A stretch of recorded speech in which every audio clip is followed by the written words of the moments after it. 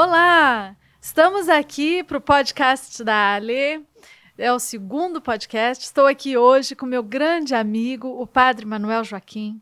O Padre Manuel Joaquim é português, mora no Brasil há muitos anos e ele é o meu mentor espiritual, né?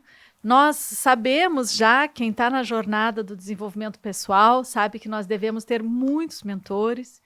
Isso está na palavra também, o tempo todo a gente lê sobre termos muitos conselheiros e a gente deve então buscar os conselheiros com quem nós nos identificamos, quem nós admiramos, que a gente acredita que sabem mais que a gente, para a gente estar aprendendo nas diversas áreas e aspectos da nossa vida. E o Padre Manuel é o meu conselheiro espiritual e está aqui hoje para fazer esse bate-papo com a gente. Seja bem-vindo, Padre Manuel. Ale, que responsabilidade, que honra poder estar com você aqui, conversando sobre assuntos de interesse geral, de nosso interesse, assuntos que mexem com a nossa vida, com a nossa felicidade. É isso. E aí, Padre, esse podcast a gente fala bastante sobre o desenvolvimento emocional, o desenvolvimento pessoal, e eu tenho assim observado muito, até já comentei com você nos meus atendimentos, que quando a pessoa vem em busca de uma jornada pessoal, ela acaba primeiramente buscando entendendo sobre Deus. Mesmo quando ela já tem uma fé, ela se percebe ali muito desconectada e essa é uma das primeiras buscas das pessoas. E aí eu queria que você falasse um pouco, então, sobre a ligação da fé e dessa jornada espiritual com o desenvolvimento pessoal, individual e emocional de cada um. Ale, eu até podia talvez fazer aqui apresentar uma imagem para as pessoas que é bem sugestiva. Pode ser até uma metáfora interessante. Quando você entra numa caverna, uma caverna repleta de estalactites, estalagmites, se você entrar às escuras, você vai tropeçar, vai se machucar, vai quebrar aquelas estalactites de milhões de anos, imagina só ali, e você não vai encontrar aquilo que você procurava na caverna. Quando você liga uma luz, um holofote, você entra na caverna, você encontra aquilo que foi procurar, você não se machuca, você não quebra as estalactites, você se realiza no intuito daquilo que na verdade você queria dentro da caverna. Isso vale para nós como pessoas, na descoberta de quem somos, de onde viemos, para onde vamos, qual é a nossa missão nesse mundo, como nós nos realizamos. A espiritualidade é enxergar essa belíssima dessa caverna, que às vezes está na penumbra, na escuridão, à luz daquele que nos faz entender quem somos, de onde viemos, para onde vamos. Então, a espiritualidade, e muito mais, Ale, do que a própria religião, a espiritualidade é iluminarmos a nossa realidade na ótica certa, com os instrumentos certos. O ser humano não consegue se entender apenas de uma forma humana, através das ciências humanas. Claro que elas nos iluminam muito, evidentemente, mas nós não conseguimos nos entender plenamente porque nós temos o transcendente dentro de nós. Para os cristãos, para as pessoas que acreditam na Bíblia, nós temos uma espécie de DNA de Deus dentro de nós, porque fomos criados à imagem e semelhança de Deus. Logo, só nos conseguimos entender de uma forma plena à luz de Deus. Mais ou menos como os vitrais numa catedral. E eles só conseguem mostrar toda a sua beleza, apresentar toda a sua beleza, quando o raio de sol, a luz incide neles. A mesma coisa. Nós só conseguimos nos mostrar, nos apresentar, nos realizar como seres humanos, criados à imagem e semelhança de Deus, à luz do próprio Deus, à luz da espiritualidade. Por isso que essa metáfora da caverna, sim, porque a caverna é maravilhosa, estonteante, quem já entrou em cavernas sabe disso, precisa uma luz para você conseguir enxergar e ver toda a beleza que tem dentro. Perfeito. E aí, Padre, tem pessoas que... você falou, né? A caverna é linda, é muito bonita. Sim, Mas é difícil, às vezes, acender essa luz. Tem muitas pessoas que entram nessa caverna e é isso. Até que consiga acender essa luz, encontra ali um ambiente extremamente desafiador, hostil e fica muitas vezes paralisado ante isso. Qual seria assim a forma de começar para quem está num momento assim mais obscuro, mais desesperador e tudo? Por onde começar? Muitas vezes quando já não se tem muito essa fé, quando já se perdeu essa esperança. Buscar ajuda é essencial. O ser humano, ele é grande quando ele é humilde. Quando ele, às vezes, reconhece a sua impotência ou reconhece que precisa de alguém para dar esse salto, para avançar. É muito importante buscar ajuda. Buscar ajuda com profissionais, evidentemente. A espiritualidade, ela exige uma abertura a Deus, uma busca daquilo que Deus se revelou. Porque se você acredita que esse Deus é transcendente, mas é imanente, esse Deus se revelou. A revelação é como você está num palco, puxar aquele pano do palco e dizer, olha, estou aqui, sou eu. Então você só ouvia a voz, você só imaginava o que estava por trás do pano do palco, mas de repente houve uma revelação. Para nós, essa revelação, ela se encontra de modo especial na Bíblia. Porque na Bíblia você vê o rosto desse Deus. No Antigo Testamento, Novo Testamento. É claro que esse Deus se revela a você de várias maneiras. Ele se revela nos acontecimentos da vida, ele se revela na paisagem, ele se revela através das pessoas, ele se revela de várias maneiras. Mas você tem que se abrir e buscar esse Deus que se manifesta a você. E aí é que entra a tal da ajuda que o padre falou. Tem pessoas que nos conduzem pela mão. Tem pessoas que nos introduzem. Não precisa ser padre nem pastor.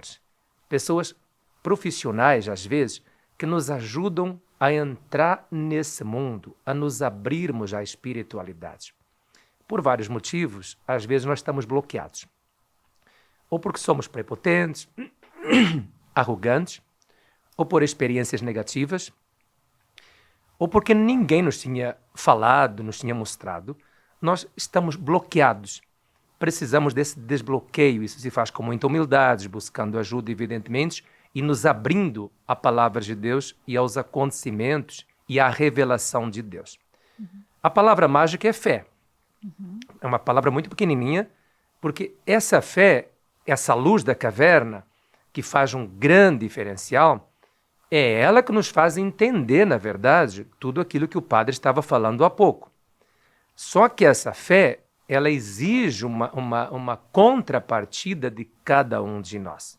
A gente costuma falar no meio cristão, já que você está falando com o padre, né, Alê? Sim. No meio cristão, que a fé, ela depende, primeiro, de uma intimidade com Deus através da oração. Uma oração, muito mais do que uma reza, uma oração que é um contato com Deus, acima da média, uma intimidade, uma conversa com Deus. Essa fé, ela exige, como o padre dizia há pouco, um conhecimento bíblico, porque a fé, ela tem uma referência a um Deus específico. Não é uma ideia, não é alguém que mora lá longe, não, é um Deus específico, então uma referência com a Bíblia. Mas a fé também, ela é prática. A fé, ela é pragmática. Se você esquece o irmão, se você não é sensível ao outro, se você nunca ajuda, se você não leva a sério aqueles preceitos do próprio Jesus que você conhece, a tua fé fica vazia. Então, essa fé que a gente busca, que nos dá segurança, que nos ilumina, que nos faz ir adiante, que nos faz observar a caverna, é uma fé que exige uma contrapartida da nossa parte.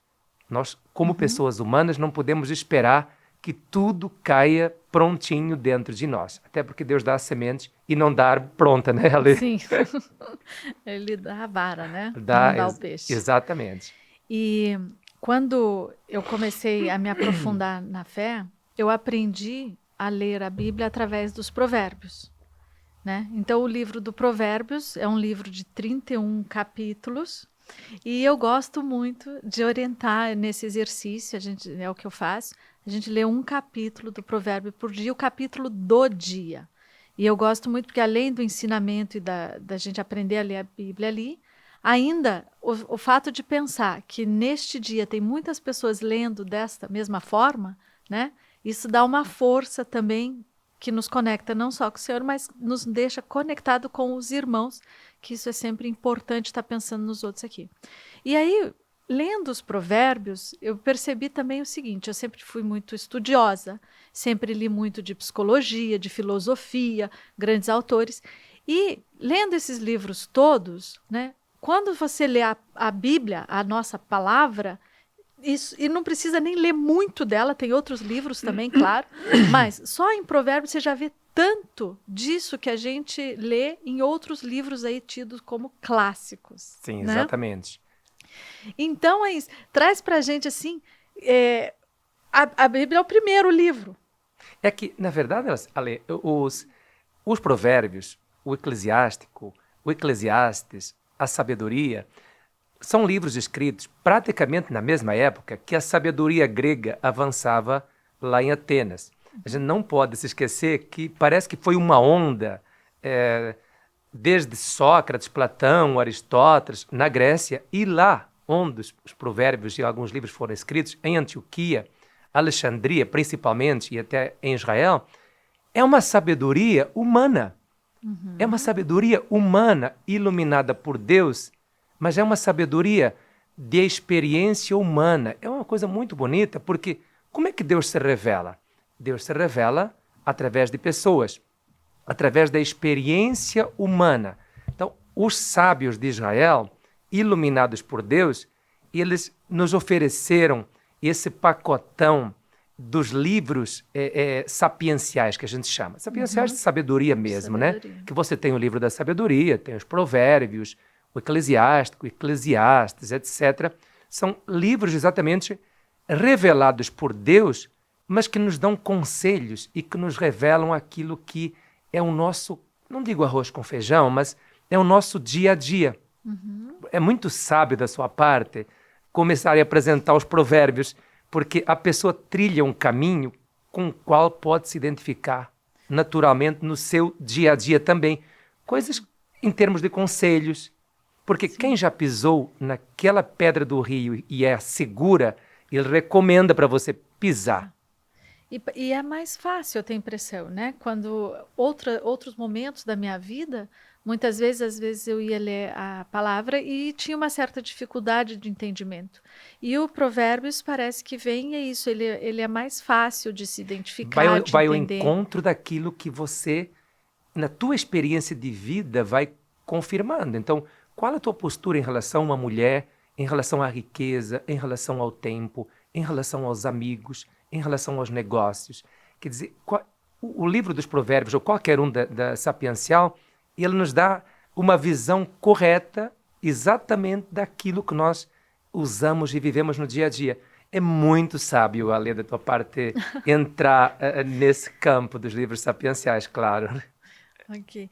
E aí, eu tenho uma outra pergunta que você colocou aqui, né, várias vezes, como Deus se revela para a gente. Se revela ali na palavra, se revela o tempo todo, no nosso dia a dia, o tempo todo. Então, duas coisas eu queria colocar. A primeira uma vez até a gente conversou bastante sobre isso, sobre Deus dos detalhes, nas pequenas coisas mesmo. Você poderia trazer assim, alguns exemplos para ficar claro para as pessoas? Porque eu tenho a impressão, muitas vezes, as pessoas têm Deus se manifestando ali na vida delas, mas não percebem. E aí é só quando a gente senta e conversa um pouco sobre isso e a gente fala sobre esse Deus dos detalhes, das pequenas coisas, que a pessoa entende que Deus está ali o tempo inteiro. Né? A gente tende a pensar Deus como aquele ser grandioso que está longe, que só vem para as grandes causas. Fale um pouco para a gente desse Deus nos detalhes, nas pequenas causas do dia a dia. Tem um ditado popular que fala que a vida é o que acontece enquanto você planeja alguma coisa, né? Sim. A vida é o que acontece nos pormenores. A vida é o que acontece naquilo que você acha que é parentes, porque a vida não tem parentes.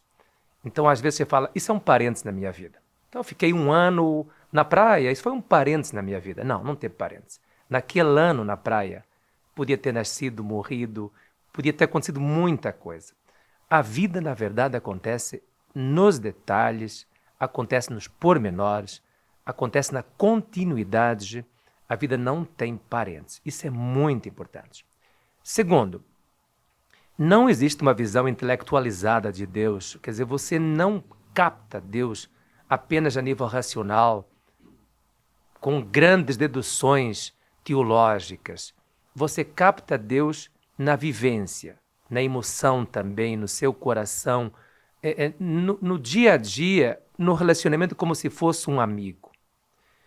Na Bíblia, os grandes ensinamentos de Jesus, raríssimos vêm em discursos, mais no Evangelho de João, mas nos outros eles vêm em circunstâncias palpáveis, concretas das pessoas. Das pessoas no mundo agrícola, evidentemente, porque eles mexiam com a agricultura, mas também das mazelas humanas, dos pecados humanos, das infidelidades, dos equívocos em relação à religião, das grandes aspirações humanas, etc. Jesus vai ao encontro de casos concretos e dali se tira, eventualmente, uma lição ou dali se tira um conceito mais teológico. No dia a dia da vida, a gente tem que estar preparado para conseguir enxergar o todo da nossa vida a partir do concreto e a partir dos pormenores. Não podemos fazer simplesmente o contrário, como se fosse uma dedução. Primeiro uma realização completa da nossa vida, não saberia como, e depois deduzir para os pequenos episódios ou as pequenas coisas da vida. Tem que ser o contrário. Deus se manifesta num sorriso, no sofrimento mesmo, na miséria. Tem pessoas que acham que no sofrimento Deus se manifestou de uma forma especial e, na verdade, parece ser o senso comum que Deus se manifeste mais no sofrimento, quando o ser humano entra dentro de si, do que no momento de festa, de alegria ou até de abundância material. Você percebe que esse Deus não te deixa sozinho a partir desses pormenores. Aí você formula a certeza de que esse Deus se revelou a você, de que esse Deus se apresentou a você. Veja Elias no Monte Horebe. Passou uma tempestade, Deus não estava lá. Passou uma ventania, Deus não estava lá. Deus estava na brisa suave, uma brisa quase imperceptível. Ele estava numa caverna, ele queria ver Deus. Que é essa um pouco a atitude do ser humano. Padre, me mostra Deus. Quero ver. Quero ver Deus. Mas, na verdade, Deus já passou na vida dele inúmeras vezes. E Deus já se revelou inúmeras vezes, através de pessoas, de acontecimentos, de fatos, etc. Elias, lá no Monte Horebe, experimentou a presença de Deus talvez onde ele menos esperasse, até porque as teodiceias do Antigo Testamento o fariam pensar que Deus é o Deus da tempestade, do fogo, do vento, da força, etc. Precisamos, nós nos abstrair um pouco disso e perceber que o Deus da gente é o Deus do silêncio, é o Deus que às vezes parece ausente. Às vezes parece ausente. O nosso amigo que está em casa com certeza se lembra das pegadas da areia. Quando tinha 4 pegadas, era eu e Deus. Quando tinha 2 pegadas, automaticamente eu pensei que Deus não estava, tinha se ausentado. Na verdade, ele estava me carregando, eram as pegadas de Deus. Essa é a manifestação de Deus no dia a dia da nossa vida. Quando a gente busca Deus nos grandes acontecimentos. Eu fui numa grande celebração que tinha o cardeal X, o Papa, e no dia a dia eu não consigo percebê-lo. É muito estranho isso. Talvez seja mais uma falta de silenciar mesmo e conseguir olhar dentro de si para encontrar isso, né? Muito bom. Agora, muito bom. As pessoas ver Deus na alegria é mais fácil, óbvio, né? Agora, as pessoas têm essa dificuldade mesmo, e esses dias mesmo fui questionada por isso, que me disseram, né? Onde está esse teu Deus quando as crianças nascem com câncer, nesse sofrimento absurdo, num acidente que leva famílias inteiras, né? É difícil a gente trazer e mostrar. Muito difícil, Ale, muito difícil. Mas, na verdade, quando você chama Deus de Deus, tem que ver que Deus você está chamando. Deus é um nome, parece um nome abstrato, né? Deus é o outro eternamente presente. É uma alteridade que está dentro de você. Ele é o imanente e o transcendente ao mesmo tempo. Ele é o santo dos santos, mas é um santo palpável. João fala, a Deus nunca ninguém viu, mas a Jesus nós tocamos, nós vimos, e ele é o Filho de Deus. Esse Deus, quando você, por exemplo, na Sexta-feira Santa, olha o que aconteceu com esse Jesus que você chama de Deus, e é verdade, na cruz, muito cuidado, porque você pode achar que aquilo não passou de um teatro. Você pode achar que, afinal de contas, ele é Deus e, portanto, aquele sangue ali não é tão sangue, o sofrimento não foi tão sofrimento, porque, afinal, estamos falando de um Deus. Um Deus, né? Uma coisa mágica, uma coisa todo-poderosa. Só que a teologia, principalmente a teologia mais recente, ela tem investido bastante nesse realismo e nessa questão, até para muitos escandalosa, de que Deus morre e de que Deus morreu. E, portanto, na sexta-feira, quando Jesus tombou a cabeça, ele morreu. Jesus expirou, fala o Evangelho. Tanto que quando você lê esse Evangelho, você se ajoelha, fica um pouquinho em silêncio. Morreu de verdade. Eu um dia falei para você aquela cena do Bento XVI em Auschwitz. Quando ele chegou lá no campo de concentração e diz ele que a primeira pergunta ao olhar aqueles horrores foi: onde estava Deus? É uma pergunta que, na verdade, não é ele o único a fazer. Onde estava Deus? E ele também diz que a resposta imediata do Papa Bento XVI foi: estava aqui. Quer dizer, Deus estava aqui. Estava aqui como? Morreu e sofreu e entrou na câmara de gás. Deus estava do lado dos judeus, não do lado dos nazistas, evidentemente. Deus estava do lado de quem morria, de quem sofria, de quem era judiado. Deus estava lá. Ele morreu junto, claro que morreu junto. Então, esse Deus não é um observador frio. Esse Deus não é um Deus de braços cruzados. Esse Deus, ele vem, ele sofre e ele morre. Onde está Deus na Ucrânia? Ele está não só com os ucranianos, também com os russos. Ele está com quem está morrendo ali. Está sofrendo com quem está sofrendo ali. Não temos a mínima dúvida. Ale, o mundo que a gente vive não é um mundo perfeito. Não é. Nós vivemos num mundo imperfeito. A Bíblia fala, no poema do Gênesis, que os homens bagunçaram o coreto da criação perfeita de Deus, com o seu pecado, e aí deram origem à morte, e com a morte veio todas aquelas coisas que conhecemos, a miséria humana. Então, o mundo não é perfeito, a natureza não é perfeita, e cada vez está menos perfeita porque os homens já provocaram. E se Deus perdoa sempre, os homens perdoam às vezes, a natureza não perdoa nunca. Então você tem a natureza imperfeita. Homens imperfeitos, natureza imperfeita, o mundo é imperfeito. Então, o meu amigo, nessa noite, foi e morreu jovem. Imperfeito, quer dizer, alguma coisa aconteceu que ele não pôde viver até os 95. Mas ele também teria morrido aos 95, porque não dá para ficar para sempre nesse mundo. Sim. Não é? Porque você começa meio que a incomodar quando você fica idoso nesse mundo, porque você não tem morada permanente. Então, esse Deus está junto com o ser humano nessa romaria, mas nós não temos aqui morada permanente. E existe uma solidariedade institucional. Você vai para Curitiba de carro, você se preveniu, você está bonitinho no seu carro, pneu, né, tudo certinho, e vem uma pessoa alcoolizada de lá. Sim. E matou você. é uma solidariedade institucional. A pessoa que te ajuda um dia pode te matar no dia seguinte. A pessoa que você ama e que ama você pode te matar por vários motivos. Essa é uma solidariedade institucional nesse mundo imperfeito. Como os cataclismos, como os sismos, como os tremores de terra, como as tragédias naturais ou aquelas provocadas pelo ser humano. Sim. Onde está Deus? Não é observador. Ele está exatamente presente neste vale de lágrimas que nós falamos. Sim. Neste vale de lágrimas. Sim, é o que eu acredito.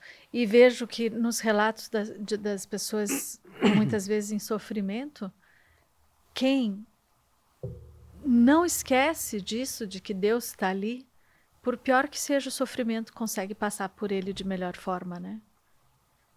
Isso sempre, isso eu vejo, observo, escuto, vivo. A espiritualidade, ela faz uma grande diferença exatamente aí. Quando você perde um ente querido, quando você perde um emprego com 40, 50 anos, você perde um casamento. Sim, a espiritualidade é a certeza de que você não está sozinho. Podem cair 1000 à direita, 10.000 à esquerda, você terá sempre uma companhia. Essa espiritualidade que não é sinônimo da religião, que não é sinônimo da religião. Seria outra conversa, mas são coisas, termos opostos, diferentes. Essa espiritualidade te dá uma segurança que, evidentemente, a pessoa que não tem mais dificuldades, evidentemente. Perfeito. Ela é fundamental. Então, vamos lá. Para fortificar essa espiritualidade, aí eu vou dar a minha dica e depois o padre dá a sua, né? Mas o que eu aconselho, o que eu sugiro é isso. Para fortificar essa espiritualidade e manter sempre acesa essa chama da fé. E a fé é extremamente importante no mundo de hoje, principalmente porque eu acredito, padre, que o medo, a gente só vence o medo com a fé. A gente não elimina o medo, né? O medo faz parte, tá tudo bem. Agora isso, a gente precisa vencer o medo para não se paralisar diante dele. E eu acredito que a única forma de vencer mesmo esse medo é aumentando a minha fé e a minha espiritualidade. E aí aqui vai a dica, no meu caso, que eu sugiro e faço, é isso, a leitura dos provérbios. Tem 31 capítulos, para você ler um capítulo por dia, é curtinho, é fácil, mas se você fizer esses 3, 5, 10 minutos de forma inteira, todos os dias, você realmente cresce muito nessa essência que a gente tem de Deus, nesse DNA que o padre começou falando, né, no começo, de Deus que está dentro da gente. Então, todo dia, e ler o capítulo do dia. Por que eu gosto dessa dica do capítulo do dia no dia, né? Então, hoje é dia 25? Sim. 24. Hoje é dia 24. Dia 24 a gente lê Provérbios 24.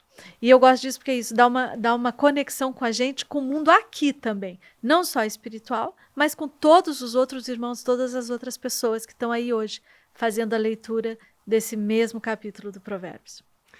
Nessa direção, é sempre bom sublinhar que o ser humano tem o direito de ser feliz tanto quanto é possível nesse mundo. É muito importante sublinhar isso. O direito de ser feliz tanto quanto possível. Se tem uma coisa que nos inquieta, mas é uma inquietação positiva, é esse desejo que o ser humano tem de ser feliz e que não é saciável, digamos, por nada que esse mundo ofereça. Nada, nada. Casamento perfeito, entre aspas, conta bancária, montes de amigos, que chega a ser uma ilusão. Essa coisa do ser humano querer ser algo que não é, nos revela a eternidade. Então temos o direito de ser feliz tanto quanto possível. O diferencial está exatamente nessa consciência de que esse mundo não pode nos dar tudo, que esse Deus caminha com a gente e que nós temos uma realização possível na eternidade. Se perguntar às pessoas que têm fé, elas não conseguem conceber um mundo fechado sobre si mesmo. Porque é ridículo. Imagina, você, 34 anos, 30 anos, acidente, acabou tudo. Acabou a tua vida, acabaram os teus sonhos, cemitério, plaquinha. Não. Isso seria um absurdo dos absurdos. A pessoa que tem fé não consegue se contentar com isso. O cemitério não é o final da linha e o caixão não é a última palavra. Então, essa espiritualidade é que faz você sorrir, é que faz você se levantar, é que faz você se caminhar num direito que você tem, mas ao mesmo tempo também um dever que você tem de deixar para trás uma vida melhor do que aquela que você encontrou. Perfeito. Então, para fechar, eu queria te agradecer demais e queria pedir que você deixasse uma dica, então, o que a pessoa faz para aumentar a espiritualidade? Entre dentro de você mesmo. Não procure fora aquilo que está dentro. Chame-lhe coração. Tem gente que gosta de chamar de vísceras, entranhas. Entre dentro de você mesmo. Descubra dentro de você mesmo a presença desse Deus que te ama de paixão, ao ponto de um dia ter mandado seu filho à morte, que te quer feliz, que te quer bem. Descubra dentro de você isso e não procure fora, porque você poderia não encontrar. Perfeito. Muito obrigada, Padre Manuel. Queria prazer agradecer. Agradecer a todos que estão nos vendo, nos ouvindo. E é isso. Obrigado, um grande abraço e muito sucesso aqui no seu podcast. Obrigada.